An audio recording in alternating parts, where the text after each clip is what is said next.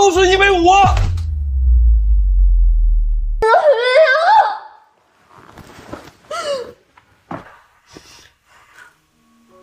मिन यांग अपने ऑफिस में मौजूद है। इम्पोर्टेंट मीटिंग चल रही है, लेकिन इसका ध्यान तो कहीं और है। सोच रहा है कि कोई तो बात है जो न्यांगशी मुझसे छुपा रही है। इसने तो मीटिंग ख़त्म कर दी। असिस्टेंट लिन आके पूछने लगा कि बॉस क्या बात है, आप इतने परेशान क्यों हो। वो बोलता है कि मुझे ऐसा लगता है कि न्यांगशी मुझसे कुछ छुपा रही है। तुम ऑफिस संभालो, मैं घर चलता हूँ। ये तो अपने घर जा पहुंचा। न्यांगशी तो इसका बड़ी शिद्दत से वेट कर रही थी। इसकी शक्ल देखते ही वो बोलने लगी कि तुम जीजी का ख्याल रखो, मुझे कुछ इम्पोर्टेंट काम है, 8 बजे से पहले घर वापस आ जाऊंगी। ये चली गई। मिन यांग का शक तो यकीन में बदल गया। अब ये सच जानकर ही रहेगा। वो जीजी के पास आके पूछने लगा कि बेटा तुम्हारा और तुम्हारी आंटी के बीच क्या सीक्रेट है, मुझे भी बताओ ना।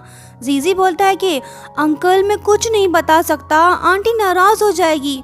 बच्चा तो इसकी बात नहीं मान रहा और ना ही इसे कुछ बता रहा है। मिन यांग ने बियर हेड पहन लिया ताकि बच्चे को पटा सके। बोलने लगा कि मेरे प्यारे शहजादे, अपने आंटी के सीक्रेट्स मुझे भी बताओ ना। वो बोलता है कि ओके भालू अंकल, आपने लास्ट टाइम मुझे आइसक्रीम खिलाया था तो उसके बदले मैं इस बार आपकी हेल्प कर देता हूँ। जीजी इसे अपने रूम में ले गया। बताने लगा कि अंकल मेरी आंटी इस ड्रॉर में अपनी सीक्रेट चीजें रखती है। मिन यांग के हाथ इंस्पेक्शन रिपोर्ट लग गया। ये तो इसे पढ़ने लगा।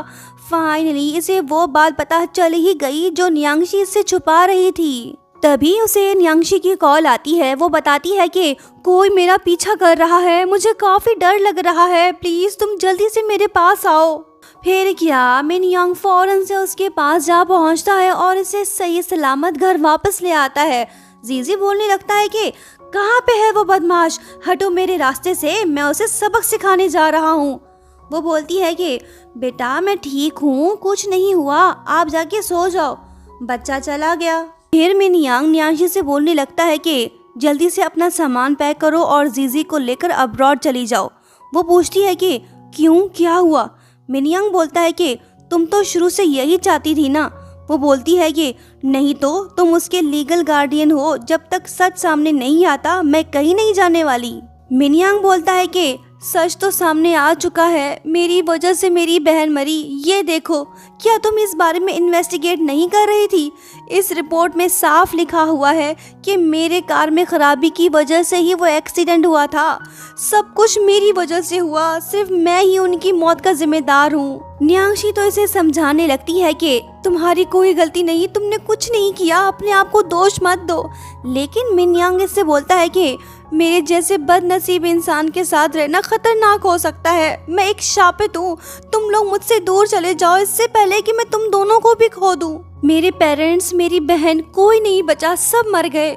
जो भी मेरे करीब होता है मैं उन्हें खो देता हूँ। अगर तुम नहीं गई तो अगला नंबर तुम्हारा होगा।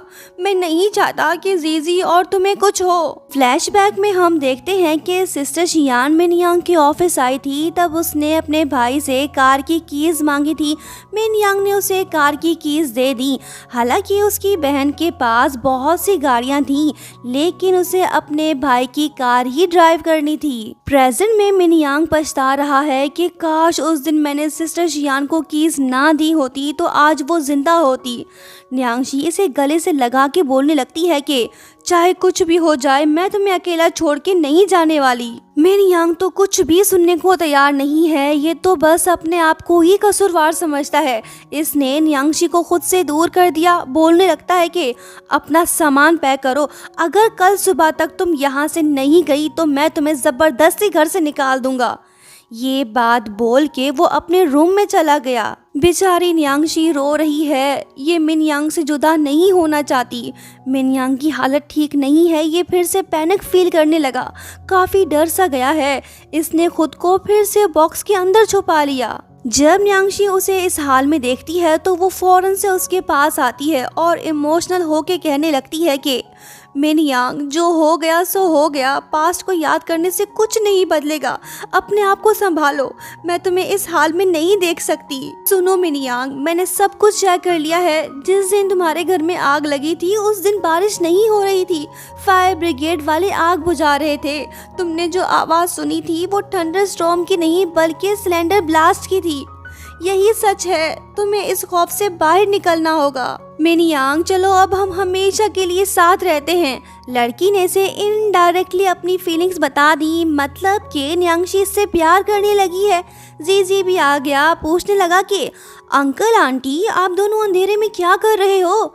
मिनयांग बोलता है कि बेटा हम दोनों हाइड एंड सीक गेम खेल रहे थे, तुम्हारी आंटी ने मुझे ढूंढ लिया, चलो तुम भी यहाँ आओ। मिनयांग की हालत संभल गई है, लगता है कि अब ये खौफ के साए में जिंदगी नहीं गुजारेगा। सारा क्रेडिट तो न्यांगशी को जाता है। अगर ये उसका हौसला ना बढ़ाती तो ये बेचारा पूरी जिंदगी डर के साए में रहता।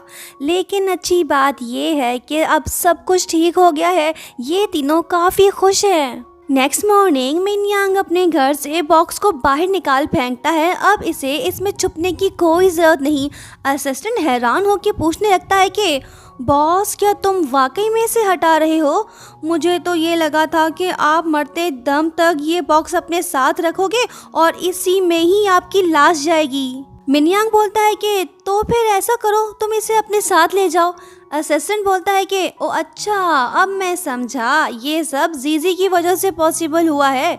मिनयांग बोलता है कि सिर्फ जीजी नहीं, न्यांगशी को भी क्रेडिट जाता है। यहाँ हम ये बात नोट करते हैं कि ये दोनों तो एक दूसरे को चाहने लगे हैं। देखते हैं कब ये दोनों कपल्स बनते हैं। नेक्स्ट सीन में जब ये तीनों ब्रेकफास्ट कर रहे होते हैं तो तभी जीजी अपने अंकल से बोलने लगता है कि मेरे प्यारे रोतू अंकल जी, आप रोते बहुत हो। लो जी, इसकी तो लाइफ बेइज्जती हो गई। मिनयांग बोलता है कि चुप करके नाश्ता कर, कहानी खत्म नहीं हुई, अभी तो बहुत सी मिस्ट्रीज हैं जो सॉल्व नहीं हुई। मिनयांग की बहन को किसने मारा था? आखिर वो कौन है जो इनके पीछे पड़ा हुआ है?